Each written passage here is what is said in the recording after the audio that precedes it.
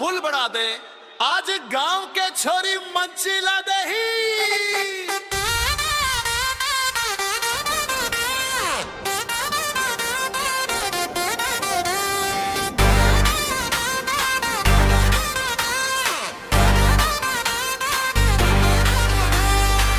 गांव के छोरी रे,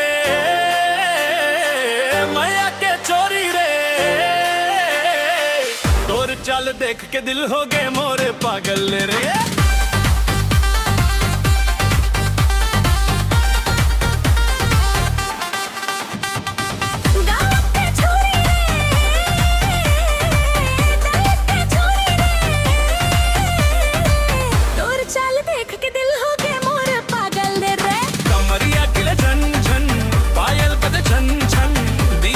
बीट माना चे पूरा आंगन रे।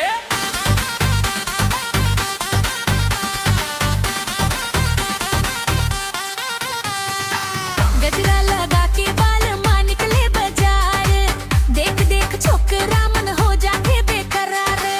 आंखी तोर कारी कारी मारे बिजली झटका, हंसी तोर सुन के मोला हो जाता थे मक्की का। ए बाबू धीरे बोल ना दिल मोर धड़का थे, तोर संग डीजे माना चौरात भर मजा आवत है। गाँव के छोरी रे, दिल के छोरी रे, तोर लाली लाली ओठ मां फंस गए मोर जिंदगी रे। झुमका चमके टिप टॉप, कमरिया करे हिप हॉप, तोर संग डांस करते दिलवा करे नॉन स्टॉप।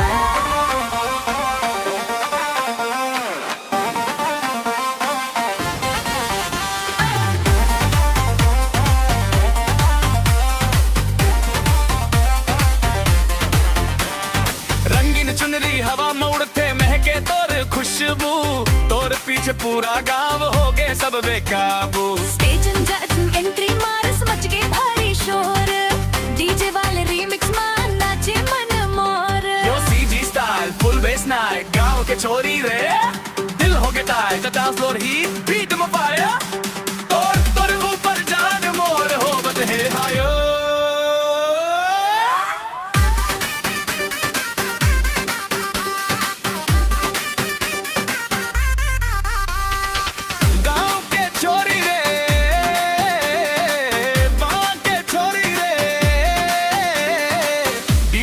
बीट माना जब पूरी रात रे।